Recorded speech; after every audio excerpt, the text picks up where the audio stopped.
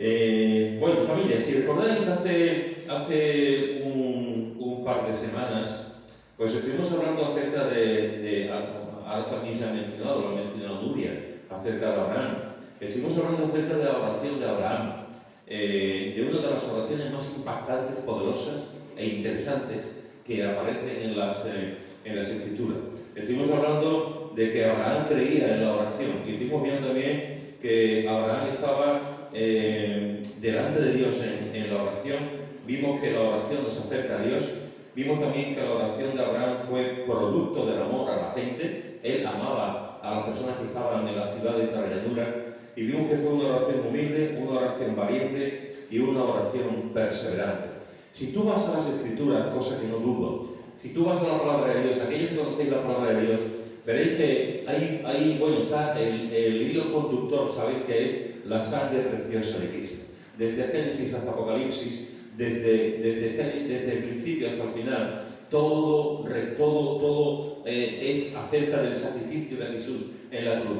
El hilo escarlata que une las diversas dispensaciones, las diversas épocas, esa sangre que nos conduce a la salvación. Pero también aquellos que conocéis la palabra, sabéis que todo, cuando leemos la Escritura, también hay otro hilo conductor. Y ese hilo conductor es la oración.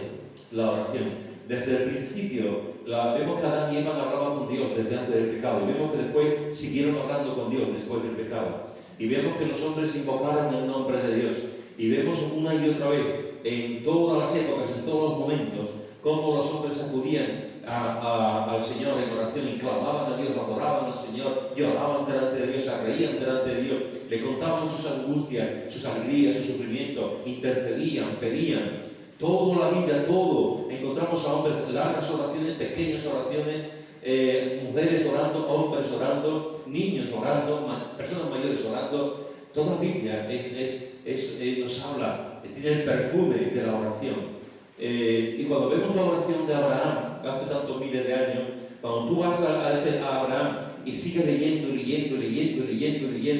llegas al Nuevo Testamento y sigues leyendo, y te vas al libro de los Hechos y te dice tú, después de tantos años, después de tantos siglos, la iglesia seguía orando. Abraham era un hombre de oración, Moisés era un hombre de oración, David era un hombre de oración, Jonás fue un hombre de oración dentro del gran pez. Y vemos que grandes hombres, grandes mujeres de la Escritura, muchos con gran protagonismo, otros con apenas protagonismo, clamaban y oraban al Señor. Y cuando tú vas al principio de la iglesia primitiva, cuando tú vas al libro de los Hechos y ves como el libro de los Hechos continuamente estaba también bañado en oración, toda la obra, toda la iglesia, todo lo que conocemos como el libro de los Hechos escrito por Lucas está bañado en oración. Y no me extraña por dos motivos fundamentales. Seguramente habrá más motivos, pero no me extraña que la iglesia primitiva creía tanto en la oración por estos dos que voy a decir. En primer lugar, creo que la iglesia primitiva creía tanto y practicaba tanto la oración porque Jesús le enseñó a orar. Hay momentos en que los propios discípulos le dicen, enséñanos a orar, enséñanos a orar. Y Jesús hace esa oración modelo que todos conocemos, que todos repetimos, que a veces está muy descuidada y que tampoco sabemos realmente el contenido de lo que está diciendo. Pero Jesús les enseña ese modelo. Jesús les enseña lo que conocemos como el Padre Nuestro. Y en esa oración hace un resumen el Señor Jesús de lo que es una oración. Y ellos entendieron esto. Ellos vieron esto y tuvieron ese maestro precioso que les enseñó acerca de la oración. Yo creo que esa es una parte fundamental por lo que la iglesia primitiva oraba, porque Jesús les enseñó a orar. Pero el segundo motivo fue que Jesús les enseñó a orar con su propio ejemplo, como siempre hace Jesús. Jesús siempre enseña con el ejemplo. Yo no enseño con el ejemplo porque simplemente soy un ser humano lleno de pecados y defectos. Pero Jesús sí enseñaba con el ejemplo, siempre. Enseñaba con el ejemplo y el ejemplo de su enseñanza, que es la mejor enseñanza de todas. Y Jesús se levantaba temprano para orar. Jesús buscaba en oración al Padre por la noche. Jesús, después de un día intenso de trabajo, de ministerio, de hacer sanidad, de echar fuera demonios, buscaba al Padre en oración también por la mañana. Jesús se pasó una noche entera orando para buscar entre los 70 discípulos que le estaban siguiendo, orar a 12 que estuviesen con él. Jesús estaba orando continuamente y eso lo vieron los Los discípulos vieron que no solamente les enseñó a orar, sino que constantemente Jesús tenía una vida de oración. Lo que Jesús enseñaba acerca de la oración no era teoría, no era el profesor que enseña a alumnos sin haberlo vivido. Lo que Jesús enseñaba a los discípulos era algo que él mismo vivía, que él tenía, que él lo hacía. Y los discípulos, como no podía de otra manera, vieron ese ejemplo en Jesús. Por eso creo firmemente que la iglesia primitiva oraba tanto, porque vieron el modelo, vieron la enseñanza, vieron el ejemplo de la oración de Jesús. Si me acompañáis al libro de los Hechos, en el capítulo 1, versículo 12 al 14, leemos lo siguiente. Hechos 1, versículo 12 al 14 dice: Entonces volvieron a Jerusalén desde el monte que se llama del Olivar, el cual está cerca de Jerusalén, camino de un día de reposo. Y entrados, subieron al aposento alto donde moraban Pedro y Jacobo, Juan, Andrés, Felipe, Tomás, Bartolomé, Mateo, Jacobo hijo de Alfeo, Simón el celote y Judas, hermano de Jacobo. Todos estos perseveraban unánimes en oración y ruego con las mujeres y con María, la madre de Jesús, y con sus hermanos. Fijaros que nos dice aquí el texto bíblico que una vez que Jesús resucitó y ascendió a los cielos, los discípulos volvieron a Jerusalén. Y dice que entraron en el aposento alto. Entraron en el aposento alto, y es interesante porque en el griego original no dice el aposento alto, en el griego dice un aposento alto. Con lo cual da la impresión de que los discípulos y los que estaban allí sabían qué era el sitio. Es como cuando tú dices, tú te encuentras con uno de nosotros, se encuentra en la gran plaza con alguien, y tú dices, ¿a dónde vas? Y tú dices, voy a la iglesia. No hace falta que tú digas, voy a la iglesia de la vida. No hace falta que digas, voy a la iglesia en la calle Lepe. Cuando te dice, voy a la iglesia, tú sabes a dónde va. Tú sabes a qué iglesia va. Pues este aposento alto era un aposento que estaba identificado. Era un sitio de reunión. La gente sabía, los discípulos y la iglesia allí sabían dónde estaba, sabían dónde estaba este aposento. No sabemos qué metros cuadrados tenía, no sabemos qué grande era, no sabemos si era cuadrado, si era circular, no sabemos si solamente era un salón bajo o también había una escalera que conducía a la parte de arriba. Era un aposento, y además un aposento grande, porque como dice el versículo siguiente, por lo menos se juntaban, en el versículo 15, por lo menos se juntaban 120 personas. Tenía que ser un local amplio para poder juntarse allí y estar orando y clamando al Señor. Muchos eruditos, muchos creyentes piensan que este aposento alto del que se habla aquí es el mismo donde Jesús instituyó la Santa Cena, donde Jesús lavó los pies de los discípulos, donde Jesús oró esa oración sacerdotal que aparece en el capítulo 17 de Juan, donde Jesús hizo ese discurso fantástico, precioso, que va desde el capítulo 14 al capítulo 17 de Juan. También hay muchos que piensan que ese aposento alto también es el mismo lugar en que los discípulos estaban reunidos con las puertas cerradas que vemos en Juan, en el capítulo 20, y que también en ese mismo lugar fue donde se le apareció a Tomás también. Y también piensan que fue el mismo lugar donde la iglesia primitiva estaba orando por la liberación de Pedro, que vemos en el capítulo 12, que se juntaba para que Pedro fuese sacado de la cárcel. Independientemente de si es así o no es así, lo que sabemos es que este grupo de personas se juntaban en este aposento alto.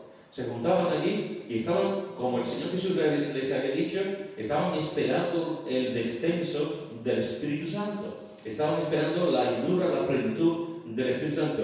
Y estaban allí todo este grupo de personas orando y clamando al Señor. Nos dice que estaban los discípulos.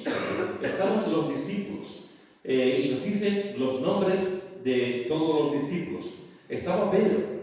Estaba el apóstol del amor. Del amor, permitidme decirlo de esta forma, apasionado. Estaba el discípulo del amor, permitidme decirlo de esta forma, del amor que fracasa también pero que se levanta, del amor impulsivo pero que es capaz en su impulsividad de dar lo mejor que tiene. Estaba Pedro, el hombre lleno de impulsos, el hombre al que el Señor le dijo, apacienta mis corderos. Estaba también Jacobo, el que juntamente con Pedro y su hermano Juan tuvo la ocasión de estar 3 veces a solas con Jesús y que fue el primer apóstol asesinado por su fe.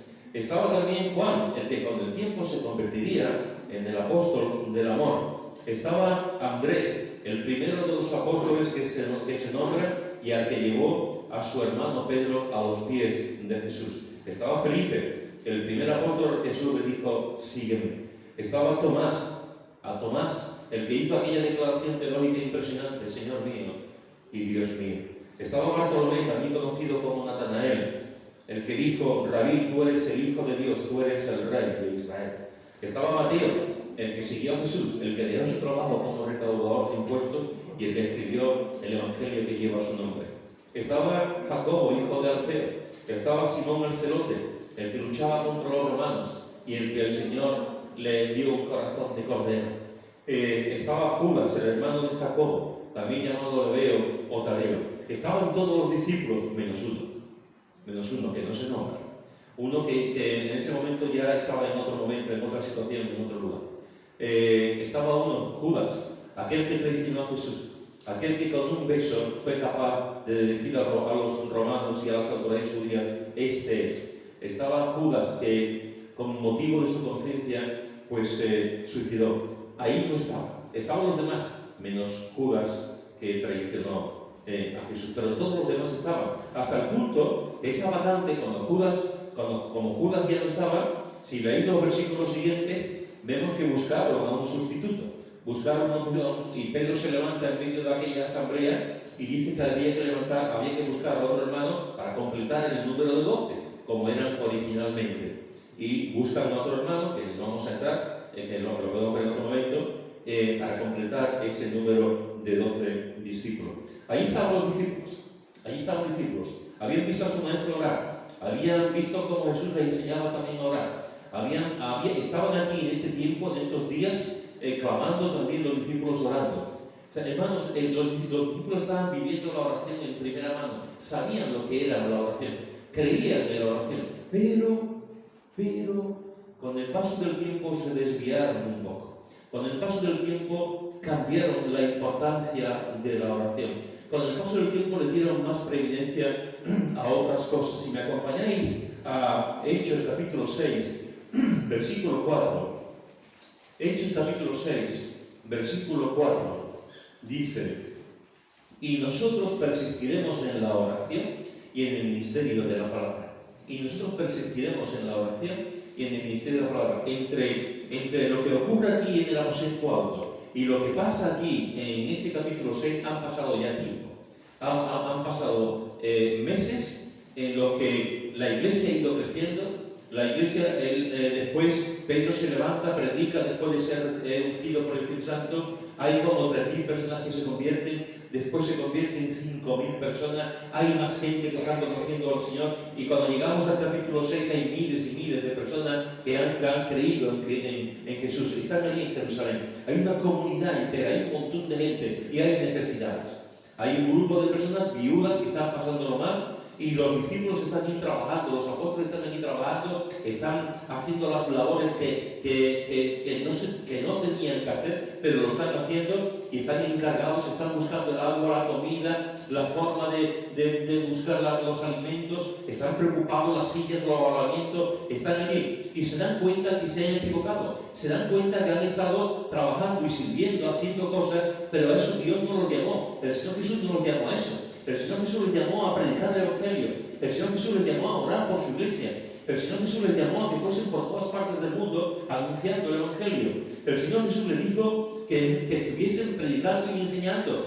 Que habría otros, los diáconos, otros en las iglesias, que podían estar sirviendo y trabajando y haciendo esas cosas. Pero ellos no. Ellos tenían que dedicarse a lo espiritual. Lo otro también es espiritual. Pero ellos tenían que dedicarse a la oración y al ministerio de la palabra, y lo habían descuidado. En el aposento alto no, en el aposento alto están allí clamando y orando al Señor durante días allí, buscando al Señor, pero cuando llegamos al capítulo 6 han descuidado eso, y tiene que pasar todo lo que ocurre en ese capítulo para que ellos se den cuenta y digan: nosotros persistiremos en la oración y en el ministerio de la palabra. Nosotros persistiremos en la oración y en el ministerio de la palabra. Es más fácil hacer cosas, es más fácil limpiar la iglesia en un sentido, es más fácil tener una vida de acción que la contemplación. Es más fácil moverse que estarse quieto delante de Dios. Es más fácil hacer cosas que estar simplemente de rodillas o sentado, escuchando la voz de Dios, estar quieto y conocer que yo soy Dios, dice el salmista. Somos hombres y mujeres muchas veces de acción, de hacer cosas. Confiamos en nosotros mismos, en nuestras capacidades, en nuestros talentos, en nuestras habilidades, en nuestra inteligencia. Y en la mayoría de las cosas no sabemos descansar, no sabemos parar, no sabemos orar. No sabemos estar tranquilos. Eso le pasó a los discípulos. Hay mucha gente, hay muchas viudas, hay mucha necesidad. ¡Vamos, vamos, vamos! Y tuvieron que buscar hombres llenos del Espíritu Santo y de fe, hombres de buen testimonio, hombres que fueron diáconos, servidores de la iglesia. Y ellos tuvieron que seguir a lo que habían sido llamados, predicadores, enseñar la palabra de Dios y orar. ¿Sabéis, hermanos y hermanas? Cuando hablamos de la iglesia, hay tantos libros sobre la iglesia. Yo tengo en mi casa, no sé si cuántos libros puedo tener, una estantería llena de eclesiología, de la doctrina de la iglesia, de formas de gobierno de la iglesia, de teología de la iglesia. Hay tantas cosas acerca de la iglesia, pero dejadme deciros una cosa muy básica, muy fundamental y la más importante. Cuando en la iglesia perdemos la oración y cuando en la iglesia perdemos la enseñanza, no hay iglesia. La iglesia se sustenta en la oración y la iglesia se sustenta en la enseñanza de la palabra, en sus diversas maneras, pero en la enseñanza de la proclamación del carisma de la palabra de Dios. Cuando la iglesia se descuida la oración, cuando no buscamos al Señor en oración, la iglesia deja de tener poder, la iglesia deja de tener la presencia de Dios, la iglesia deja de tener hambre de Dios, porque la oración es el fuego que nos acerca delante de Dios. La oración es aquello que nos hace estar delante de Dios y desearlo, ansiarlo, anhelarlo. Cuando la iglesia deja de orar, la iglesia se convierte en otra cosa, pero no es la iglesia que encontramos en el Nuevo Testamento. La base fundamental de la iglesia es oración y enseñanza. Vemos también después cómo también había otros elementos como la comunión, la Santa Cena, etc. Pero básicamente una iglesia que deje de orar y una iglesia que deje de enseñar la palabra se convierte en una cosa que no tiene nada que ver con lo que el Nuevo Testamento nos enseña acerca de la iglesia. Y cuando estoy hablando de oración, no me refiero solamente al hecho de que vengamos el viernes por la tarde y tengamos un tiempo de oración. Cuando estoy hablando de oración, estoy hablando de la oración de todos los creyentes en todo momento, durante todo el día. No estoy hablando de venir a la iglesia para orar, que también. Estoy hablando de que orar sin cesar, de que estemos orando, que nuestra vida sea una vida de oración, una vida donde podamos estar buscando al Señor las 24 horas del día, sabiendo que estamos en su presencia. La iglesia primitiva le daba muchísima importancia a la oración porque sabía lo importante que era para el crecimiento de los creyentes, para la conversión de la gente, para la edificación del pueblo de Dios, para tratar con favor a la gente y ver el poder de Dios en medio también de la iglesia. Los discípulos se descuidaron durante un tiempo y tuvieron que volver otra vez al ministerio, a lo que era más importante, el ministerio de la oración. ¿Sabéis? Cuando tú estás orando en tu casa, a ti nadie te ve. A ti nadie, a no ser que tú quieras que te vean, porque hay de todo. Hay creyentes que se cogen el móvil y estoy orando, porque hay gente de todo. Pero normalmente la gente, cuando tú estás orando en tu casa, nadie ve cuando tú estás orando. Nadie ve tus lágrimas. Nadie ve lo que está en tu corazón. Nadie ve que te pones de rodillas. Nadie ve si te pones andando por la calle orando o en tu coche orando. Nadie ve lo que estás haciendo, pero tú sí lo sabes y Dios también lo sabe. Cuando una iglesia está bañada en la oración, cuando todos sus miembros están orando, eso forma parte después de la vida espiritual de la iglesia.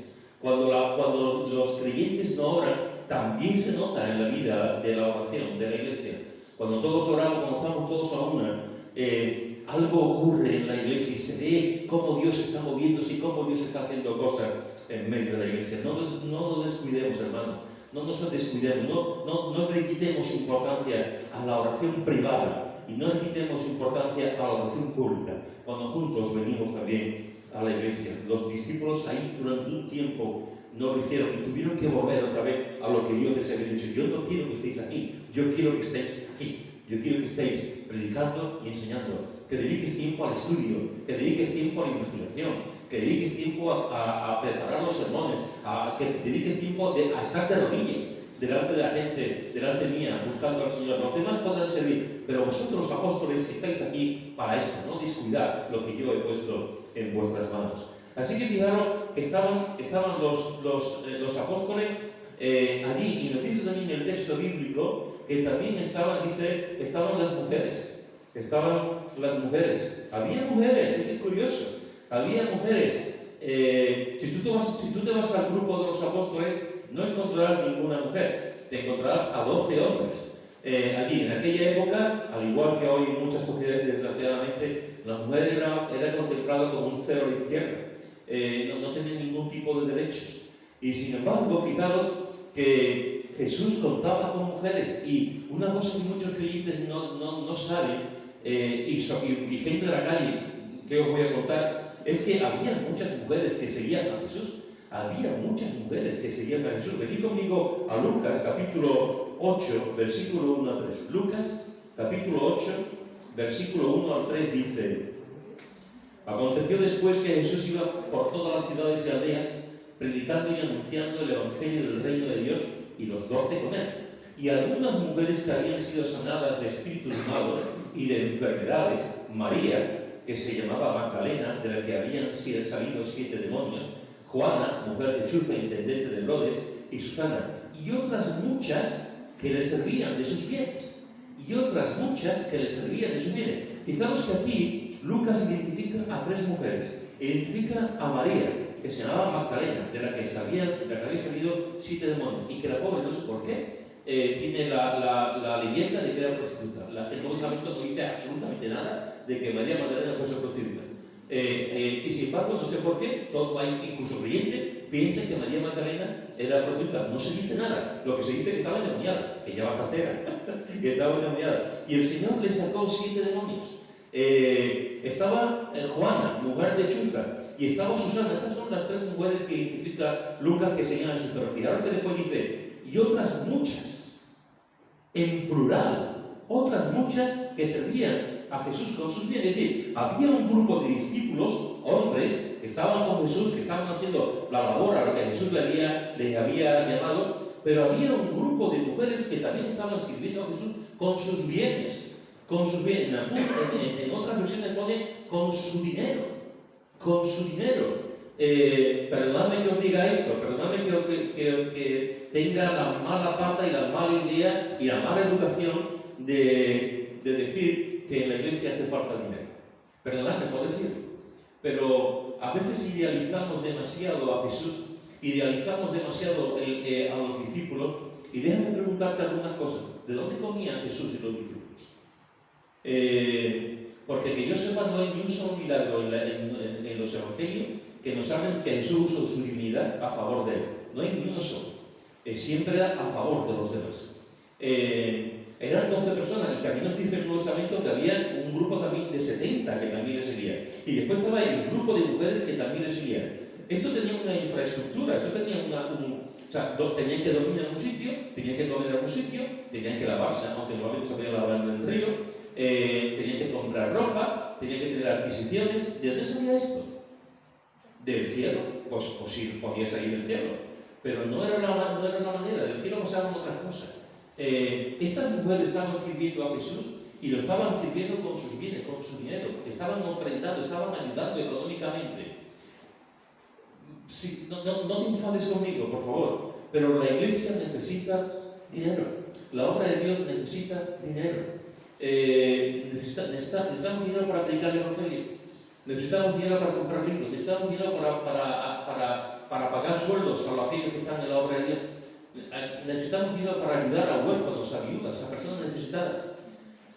Necesitamos dinero para hacer la obra que estamos llamados. Este grupo de mujeres estaban sirviendo al Señor, estaban siguiéndole con sus bienes, ayudando con su economía. Me encanta, porque estas mujeres estaban comprometidas. Estas mujeres estaban comprometidas con el trabajo de Jesús. Es interesante que si tú te vas a la cruz y tú estás en un dron, o estás en un helicóptero, y tú estás en el tipo de Jesús, y tú estás grabando a Jesús en la cruz, y te pones a ver lo que hay alrededor, tú verás los soldados romanos, pero no verás a los discípulos. Al único discípulo que tú puedes ver al lado de la cruz es a Juan, aquel que Jesús le dijo, cuida a mi madre. Los demás, ¿quiénes estaban al lado de la cruz? ¿Quiénes estaban cerquita de la cruz? Mujeres. Mujeres. Las mujeres que han sido atacadas, manipuladas, engañadas durante siglos. Mujeres que no se apuntaban para nada con ella y estaban las únicas que estaban allí eran las mujeres que habían seguido a Jesús, las mujeres que estaban con Jesús, las mujeres que amaban profundamente a Jesús, y ahí estaban en la cruz, siendo testigos, con un dolor tremendo, siendo testigos de la muerte de Jesús. ¿Quiénes estaban en la resurrección de Jesús? ¿Quiénes estaban allí? ¿Los discípulos estaban allí? ¿Los hombres estaban allí? En la resurrección de Jesús estaban las mujeres. Estaban las mujeres, fueron las primeras que se levantaron, que fueron al amanecer para ungir el cuerpo de Jesús y se encontraron con la resurrección de Jesús. Las mujeres que amaban profundamente. Las mujeres fueron testigos de la muerte de Jesús.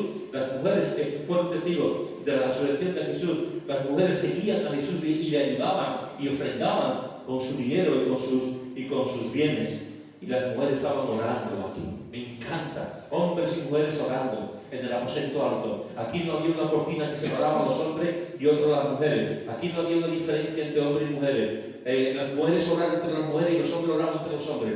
En el aposento alto estaban todos. Somos todos iguales delante de Dios. No hay varón ni hembra, ni varón ni... Estamos juntos. Y en la iglesia, en el aposento alto, hombres y mujeres, los que alaban al Señor, estaban allí clamando, orando al Señor. Y estoy seguro que algunas de esas mujeres que estaban orando también allí eran las mujeres de los apóstoles, que también estaban allí clamando y buscando al Señor. Así que fijaros que allí estaban los discípulos orando al Señor, allí estaban las mujeres orando al Señor. Y cuando hablamos de que las mujeres estén orando al Señor, estamos hablando de algo precioso, de algo importantísimo, de algo tremendo. Mirad lo que dice en Lucas, en el capítulo 2, versículo 36 al 38. Lucas, capítulo 2, versículo 36 al 38, que dice así. Estaba allí también Ana, profetisa, hija de Fanuel, de la tribu de Aser, de edad muy avanzada, pues había vivido con su marido 7 años desde su virginidad, y era viuda hacía 84 años, y no se apartaba del templo, sirviendo de noche y de día con ayunos y oraciones. Esta, presentándose en la misma hora, daba gracias a Dios y hablaba del niño a todos los que esperaban la redención en Jerusalén. Hermanos, aquí encontramos una mujer. ¿Sabéis? La Biblia nos habla de que los niños pueden orar al Señor, las mujeres pueden orar al Señor, los hombres pueden orar al Señor. Pero aquí encontramos una mujer muy mayor, más de un siglo. Una mujer que llevaba 80 y tantos años de viuda. Es tremendo. Y nos dice el texto que esta mujer iba al templo, esta viuda hacía 84 años y no se apartaba del templo, sirviendo de noche y de día. Me encanta, porque esta mujer no se quedaba en su cama, esta mujer no se quedaba en su lugar, en su sitio. Esta mujer no decía, tengo artritis. Esta mujer no decía, no puedo. Esta mujer no decía, dame cafelito. Esta mujer estaba allí sirviendo al Señor. Me encanta. Una mujer con más de un siglo estaba sirviendo al Señor. Estaba allí, no tenía la misma energía que cuando tenía 40, evidentemente. No tenía la misma energía, la misma capacidad, la misma fuerza. Pero esta mujer estaba allí sirviendo al Señor con toda su alma. Y cada día nos dice de noche y de día. No sabemos cuántas horas de día y cuántas horas de noche. No sabemos el tiempo que pasaba ahí. Pero lo que nos dice Lucas es que estaba sirviendo de noche y de día. Y fijaros que dice, con ayunos y oraciones. Con ayunos y oraciones. ¿Tú quieres conocer a una mujer espiritual? Aquí te presento a una mujer espiritual. ¿Tú quieres conocer a una mujer de Dios? Aquí te presento a una mujer de Dios. Una mujer de Dios que se enfocó en la gloria de Dios. Una mujer de Dios que se enfocó en servir al Señor. Con esas edades, unos estamos en casa y que nos ven cucherito, calentito. Esta mujer estaba allí sirviendo al Señor cada día. Esta mujer iba al templo. Yo no sé a cuánto estaría en su casa. No sé cuánto tendría que andar. No sé cuánto podría andar, a qué velocidad iba esta mujer. Pero esta mujer cada día iba a la iglesia a servir. El servicio no tiene edad. El servicio no tiene edad. El servicio no tiene días. El servicio es siempre. Me duele en el alma muchas veces cuando veo a hombres y mujeres que están en un consejo Y mientras que están en el consejo vienen a la iglesia. Y cuando terminan de estar en el consejo dejan de venir a la iglesia. Me duele en el alma. Me duele en el alma cuando veo creyentes que tienen una responsabilidad y cuando tienen esa responsabilidad vienen a la iglesia. Y dejan esa responsabilidad y dejan de venir a la iglesia. Me duele en el alma. Porque en realidad lo que están sirviendo es a su cargo, no es al Señor. Cuando una persona está sirviendo al Señor, da igual que tenga el cargo de diácono, de pastor, de anciano, de líder de alabanza, da igual, maestro dominical, porque está sirviendo a Dios. Aquí esta mujer estaba sirviendo con esa edad que tenía, estaba sirviendo de noche y día con ayunos y oraciones. Con ayunos y oraciones. Era capaz todavía de ayudar y era capaz de mover el cielo con sus oraciones, de clamar al Señor con sus oraciones. Allí estaban los discípulos orando. Allí estaban estas mujeres orando. Y también nos dice el texto que estaba María, la madre de Jesús, también estaba allí orando. María, he aquí la esclava del Señor, hágase la voluntad del Señor. María, la mujer que Dios escogió, la joven que Dios escogió, la virgen que Dios escogió para que Jesús naciera. Esta es la última vez que aparece María en el Nuevo Testamento. Ya nunca más vuelve a aparecer. Ya perdemos aquí la huella de María. Y es interesante, porque María, aquella María que Simeón le había dicho que una espada atravesaría su alma, aquella María que cuando vio a su hijo, a Jesús en la cruz, tuvo que sufrir enormemente, aquella María que vio cómo le pegaban, le daban latigazos, cómo le pusieron la cruz, cómo le injuriaban, cómo la golpeaban, cómo le escupían, esa María que estaba viendo a ese ser que había tenido en su vientre, esa María que estaba con una espada clavada en su corazón, en su alma, esa María tuvo el gozo, la alegría, la dicha, la bienaventuranza de ver a Jesús resucitado. Esta María que lo pasó tan mal, al poco tiempo vio a este hijo resucitar y pudo ver a Jesús allí y pudo ver cómo Jesús ascendió a los cielos y pudo volver al aposento alto, a este tiempo de oración, clamando, buscando en adoración, sabiendo que Jesús había resucitado y que un día ella también lo vería. Estaba María, y es interesante, Jesús asciende al cielo, Jesús termina su ministerio aquí en la tierra, Jesús se va al trono y María desaparece. Ya no se vuelve a mencionar María. Es como si el destino de uno y del otro estuviesen juntos. Se acabó el ministerio terrenal de Jesús aquí hasta que venga por segunda vez, y María también se acabó su ministerio. Se acabó lo que el Señor tenía, el propósito que el Señor tenía para María. Y ahí estaba María, la madre de Jesús, también orando.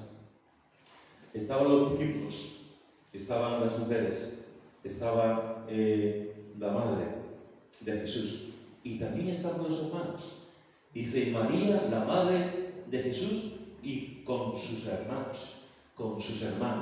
Ahí estaban los hermanos de Jesús, aquellos que conocéis la palabra, aquellos que leéis las Escrituras.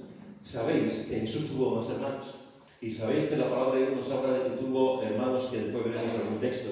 Tuvo hermanos y hermanas.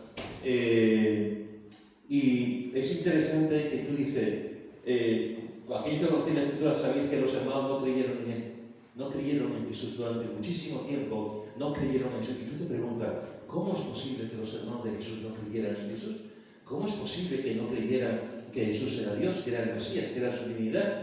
Yo supongo que María y José juntaban a sus hermanos y les decían, ¿sabéis cómo nació Jesús? Y los hermanos dirían, ¿cómo? Y estoy seguro que María y José le contaban que vinieron unos magos y que trajeron unos regalos. Y estoy seguro que María le dijo que se me presentó el ángel Gabriel y me dijo que iba a nacer. Y estoy seguro que José le dijo, yo tuve un sueño y en el sueño un ángel me dijo, iros a Egipto porque viene Herodes y quiere matar a Jesús. Estoy seguro que ellos le estaban contando lo que pasó con los pastores y con los ángeles que estaban diciendo, aleluya. Estoy seguro que estaban contando todas las cosas, y estoy seguro que ellos vieron a Jesús, los hermanos vieron a Jesús crecer en sabiduría y en gracia delante de Dios y delante de ellos. Estoy seguro que vieron, que jugaron con Jesús y que vieron algo, pero no creyeron. Y tú dices, ¿cómo puede pasar que alguien no crea? ¿Cómo puede pasar que la gente que estaba allí no creyera, sus propios hermanos no creyeran en Jesús, pero ocurría. Y no solamente sus hermanos no creyeron en Jesús, sino que su propio pueblo tampoco creyó en Jesús. Venid conmigo a Mateo, capítulo 13, Mateo, capítulo 13, versículos 53 al 58. Mateo, capítulo 13, versículos 53 al 58. Y mirad lo que dice. Mateo, capítulo 13, 53 al 58. Aconteció que cuando terminó Jesús estas parábolas se fue de allí. Y venido a su tierra, les enseñaba en la sinagoga de ellos, de tal manera que se maravillaban y decían: ¿de dónde tiene esta sabiduría y estos milagros? ¿No es este el hijo del carpintero? ¿No se llama su madre María y sus hermanos Jacobo, José, Simón y Judas? ¿No están todas sus hermanas con nosotros? ¿De dónde pues tiene todas estas cosas? Es interesante, porque fijaros que nos dice que Jesús nos dice el nombre de sus hermanos, y nos dice que tuvo 4 hermanos, Jacobo, José, Simón y Judas. Y nos dice que tuvo más hermanas, aunque no nos dice el nombre ni cuántas eran, que tuvo más hermanos. Identifica a 4 hermanos y nos dice que tuvo también Jesús más hermanas. Todavía recuerdo, cuando yo conocí al Señor y empecé a leer la Biblia, todavía recuerdo el impacto que me causó esto cuando yo leí este versículo. Todavía recuerdo que yo leí este texto y estaba diciendo: pero si me han dicho toda la vida que Jesús no tuvo hermano, si me han dicho toda la vida que María fue virgen, todavía recuerdo lo que esto, y María fue virgen efectivamente cuando tuvo a Jesús, fue obra del Espíritu Santo, pero después su vida matrimonial siguió normal y corriente como cualquier matrimonio. Siempre nos han dicho, siempre hemos visto desde las postales de Navidad, en las películas hemos visto a María muy jovencita, una niña, y hemos visto a José mayor, con barba blanca, con un bastón, como diciendo que no podía haber ningún tipo de relación, porque un hombre tan mayor y después María era muy jovencita. El matrimonio en aquella época oscilaba más o menos entre 16, 18 y 19 años. Esa era incluso con 14. Se podían también casar. Ellos se casaron jóvenes y como matrimonio tuvieron hijos e hijas como cualquier matrimonio. Y sin embargo estos hermanos pues no creyeron en él. Hace muchos años en Utrera teníamos un hermano, un diácono que está con el Señor ya, era jefe de estación en Utrera, y tenía un sobrino que era cura. Yo conocí a este sobrino, y claro, entre el sobrino y el tío muchas veces hablaban de cosas de la palabra de Dios, y en fin, ellos hablaban, comentaban, decían cosas. Y un día me comentó este hermano Juan, un hombre tranquilo, pacífico, sosegado, equilibrado, un hombre excelente. Me decía: el otro día hablé con mi sobrino y le dije que Jesús había tenido más hermanos y hermanas. Y mi sobrino me dijo: lo sé, Tito, lo sé. Y dice que le dijo: ¿lo sabes? Pero si la Iglesia Católica enseña que no tuvo más hermanos. Sí, yo sé que la Biblia enseña que tuvo más hermanos. Y dice que le dijo: ¿y qué haces? ¿Cómo puedes dormir tú con eso? Sabiendo que estás enseñando algo que no es correcto, ¿cómo puedes dormir con eso? Y dice que le dijo: Tito, si a estas alturas la Iglesia Católica enseña que Jesús tuvo más hermanos, la gente se nos echa encima. Y te da pena, porque en ninguna parte se enseña la perpetua virginidad de María. En ninguna parte se enseña que María era sin pecado. En ninguna parte se nos enseña que María ascendió al cielo. En ninguna parte se nos enseña que María fuera mediadora entre Dios y el mundo. Eso solamente lo es Jesús. María es una mujer excelente, una mujer que tenemos que aprender. Fue virgen cuando tuvo a Jesús. Una mujer que fue una esclava delante de Dios. Una mujer a imitar en todos los sentidos. Pero de ahí a lo que la tradición, la enseñanza de alguna religión ha enseñado va un mundo. Y aquí encontramos que tuvieron hijos, como cualquier matrimonio. Se nos dice el nombre de los hermanos. Y fijaos lo que dice. En el versículo 57 dice: y se escandalizaban de él. Pero Jesús les dijo, no hay profeta sin honra, sino en su propia tierra y en su casa. Y no hizo allí muchos milagros a causa de la incredulidad de ellos. Es decir, sus hermanos no creyeron en él, pero es que su pueblo, donde había nacido, tampoco había, donde había criado, tampoco creían en él. Por la incredulidad. Y no hizo allí muchos milagros a causa de la incredulidad de ellos.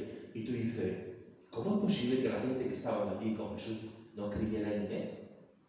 No creyeran en él. Lo estaban viendo como era diferente Jesús de todos. Desde niño era diferente.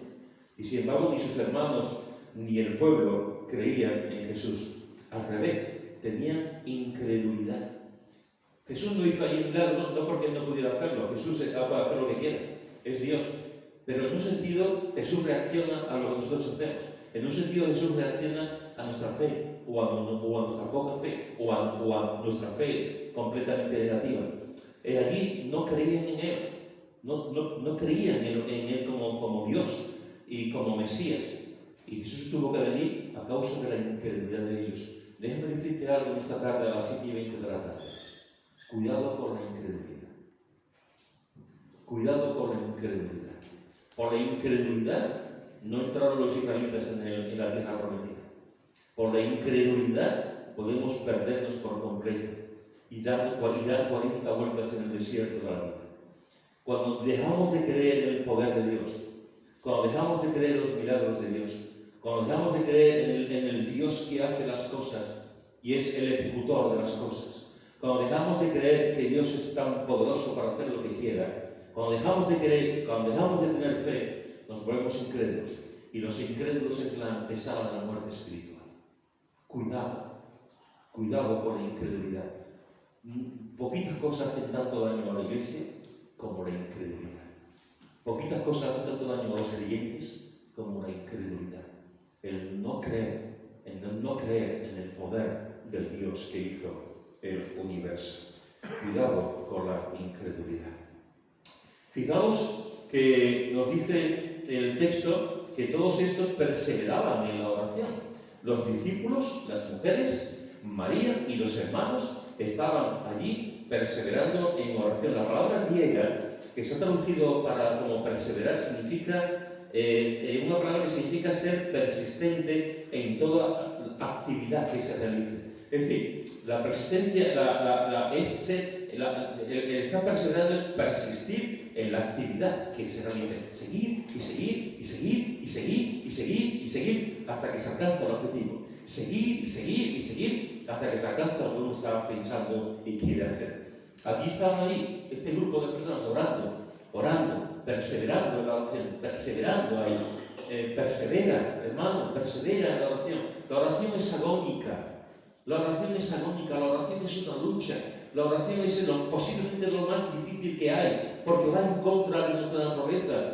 Nosotros lo que vamos es hacer las cosas por nuestra cuenta. La oración es no, es hacer las cosas como Dios quiere, es ponerlo delante de Dios.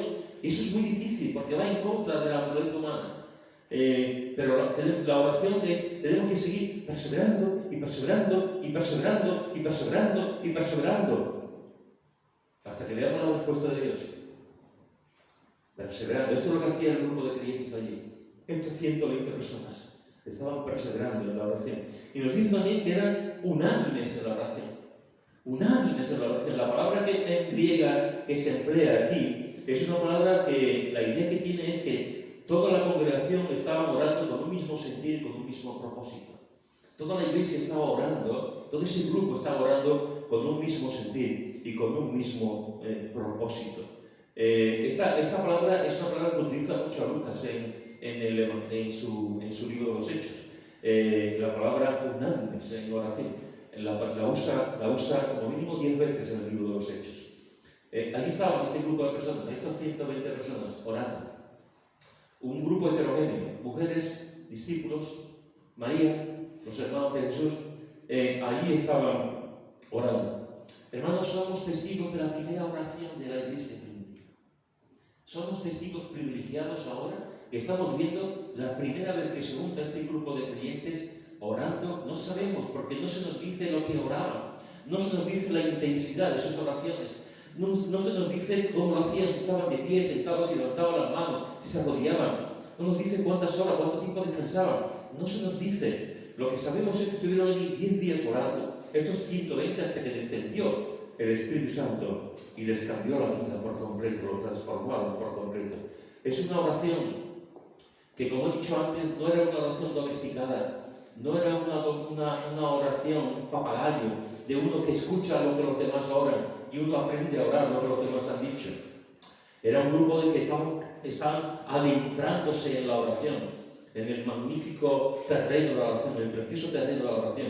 Era un grupo que estaba allí de forma limpia, clara, sin ataduras, sin legalismos, sin costumbres. Estaban allí clamando, buscando, diciendo, hablando con su Señor.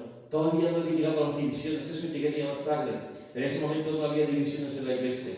En ese momento estaban todos unánimes juntos, orando. No llegaron, todavía no habían llegado esas malditas divisiones que tanto daño les han hecho a la iglesia.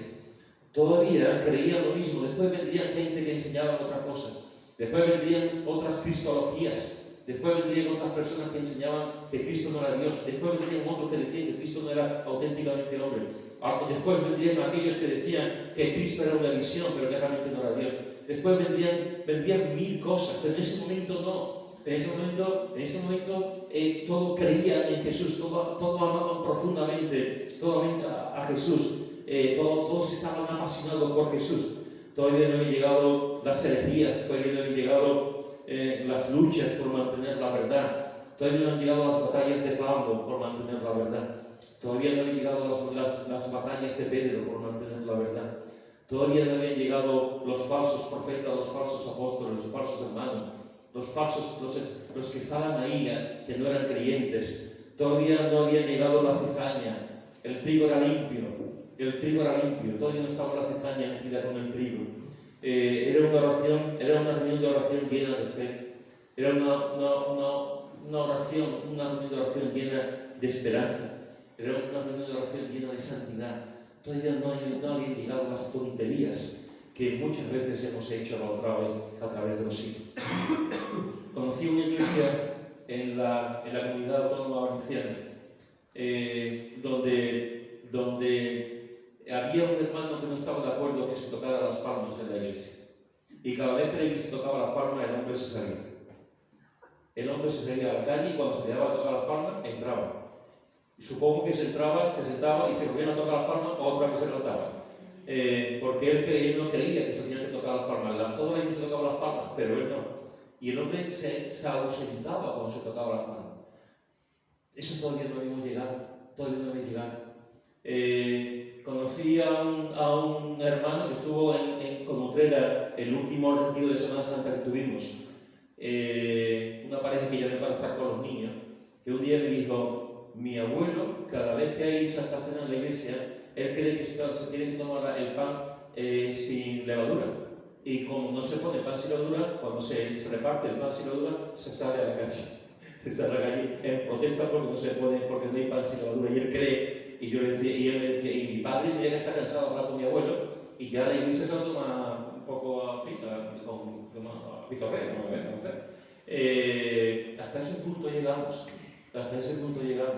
Hace 3 o 4 meses recibí la llamada de un hermano que va de iglesia en iglesia, está 3 o 4 meses, 5 meses y se va a otro, así lleva años. A veces está 2 o 3 años sin aparecer por ninguno y después vuelve a estar. Esa es su historia. Y hace 4 o 5 meses me llama y me dice: Pedro, estoy en una iglesia fabulosa, me alegro, fabulosa, preciosa, estoy muy a gusto en la iglesia, estoy súper encantado en la iglesia que tiene culto por la tarde, y estoy encantado, me alegré, digo, muy bien. Yo para mí diciendo, a ver cuánto tiempo dura en la iglesia. Y hace 2 meses me vuelve a llamar y me dice: Pedro, ya no voy a la iglesia, ¿no? ¿Y ahora qué está pasando? Si yo he pedido, quiero ser miembro de la iglesia, y he estado hablando con los pastores para ser miembro de la iglesia, y me estoy informando de la iglesia, en su doctrina y tal, y resulta que tienen culto de oración los martes a las 10 de la mañana. Y yo he hablado con el pastor y le he dicho, ¿y por qué tenía el culto de oración por la mañana aparte? ¿Por qué no lo podía por la tarde? Porque por la tarde podía venir más gente.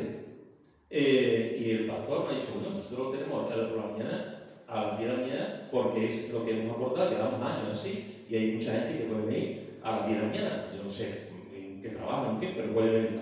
Dice, y no me ha hecho caso.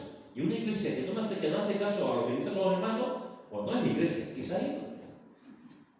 Y tú dices, pero madre mía, estamos paranoicos perdidos. Y yo le estaba diciendo, si tú no estás de acuerdo con eso, tú no eres miembro de la iglesia, esa iglesia lleva mucho tiempo, tiene los martes, por alguna razón, tiene el culto de oración los martes por la mañana, pero tú no puedes entrar, tú no puedes decir que lo cambies porque tú eres el ser de la película. Tú no puedes decir cambiarlo si tú no estás de acuerdo, pues no vayas y ya está. Pero lo que no puedo hacer es vamos, quedarte porque no te van a hacer caso. Así, eso todavía no había llegado en la iglesia. Eso todavía no había llegado, esas tonterías que muchas veces tenemos. Permitidme eso de tontería con sumo respeto. Todavía no había llegado a la iglesia. La iglesia primitiva, la iglesia de los hechos, era una iglesia limpia. Era una iglesia que creía. Era una iglesia que tenía poder, una iglesia que creía profundamente en la oración. Estaban con su doctrina, con su enseñanza, enamorados de Jesús, se amaban los unos a los otros y creían en el poder de la oración. Y no solamente era una iglesia que perseveraban y que eran unánimes en la oración, sino también era una iglesia que perseveraban unánimes en oración y ruego. En oración y ruego. La palabra que aquí se traduce como ruego, en el griego significa pedir haciendo un gesto con la mano extendida. Pedir haciendo un gesto con la mano extendida. Hermanos y hermanas, es la primera vez en la historia de la iglesia que en un grupo de personas se juntan con un propósito durante 10 días, hasta que viene el Espíritu Santo, la primera vez, y somos testigos de esa oración. Es la primera vez que vemos un grupo como cosmopolita, heterogéneo, que estaban orando y clamando al Señor. Ahí están. Y una cosa que quiero deciros, hermanos y hermanas, antes de terminar. Tenemos que recuperar la pasión, tenemos que recuperar el amor y tenemos que recuperar realmente el deseo de la oración en la iglesia. Con el paso del tiempo, lo que yo me di cuenta, con mis años de vida ya en el Señor, lo que yo me di cuenta es que cada vez hay más creyentes que buscan al Señor, cada vez hay menos. Cada vez hay menos creyentes que claman al Señor. Cada vez hay menos gente que buscan al Señor en oración. Cada vez hay menos personas que se levantan para orar. El promedio de oración de los creyentes es apenas de 5 minutos. La mayoría de los creyentes dedican muy poco tiempo a la oración. La mayoría de las iglesias dedican muy poco tiempo también a la oración. Hemos perdido el profundo significado de la oración. Hemos perdido la importancia de la oración.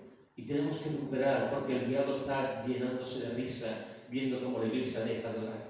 Estamos ahí, no tenemos poder, la gente se convierte, no vemos milagros, porque en muchas ocasiones ni nosotros mismos creemos en la oración. Ni nosotros mismos estamos ahí y nos ponemos delante de Dios. Y estamos buscando 1000 actividades, 1000 cosas, 1000 artimañas, 1000 tretas, 1000 cosas para que la gente venga al Evangelio, para que la gente venga a la iglesia. Y a veces se nos olvida el ponernos de rodillas, el ponernos de rodillas y buscar al Señor. Y en nuestra casa también pasan cosas, ocurren cosas y enseguida nos alteramos, enseguida perdemos la fe, enseguida nos ponemos nerviosos. Y tenemos que buscar al Señor en oración. Señor, tú sabes mejor que nadie lo que está pasando. Tú sabes mejor que nadie lo que está ocurriendo. Y a ti clamo, y a ti clamo, y a ti te busco, Señor. Tenemos que buscar la restauración en la vida de oración. A nivel particular, a nivel individual, ¿cuánto tiempo dedicas a la oración? Y cuando estoy hablando de practicar de tiempo, no estoy hablando de preguntar en horas. No, estoy diciendo en intensidad. ¿Tienes la disciplina de la oración? Busca al Señor cada día, te pones delante de Él cada día, andas orando, en tu coche estás orando. Cuando Pablo fue al río y se encontró a las mujeres orando en el río, estamos realmente deseando buscar al Señor en oración. ponemos otras cosas delante de Él.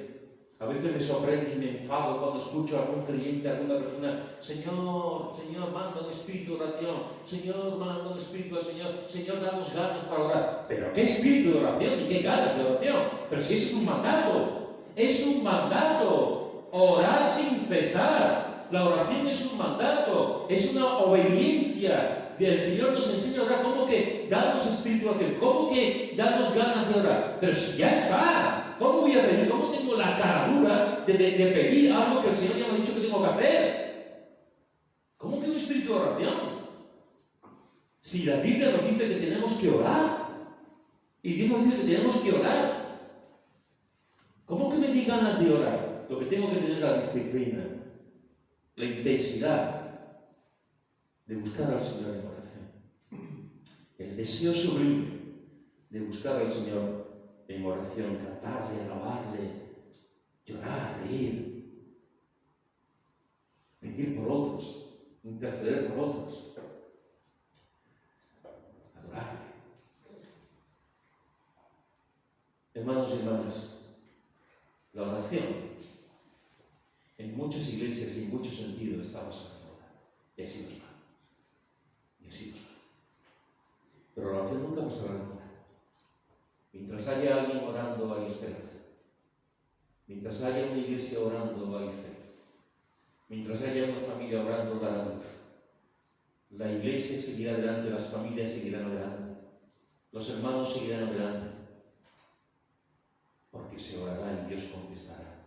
Y Dios dará de su luz, de su calor, de su amor, de su solución, la de Él, no la nuestra. Ora con tus hijos, ora con tus hijos, ora con tus hijos, ora con tu cónyuge, ora con tu cónyuge si es creyente. Ora en tu iglesia, ora solas, pero ora, ora. Ora con 15 años y ora con 90. Ora, busca al Señor en oración. Busquemos al Señor como iglesia, como matrimonios.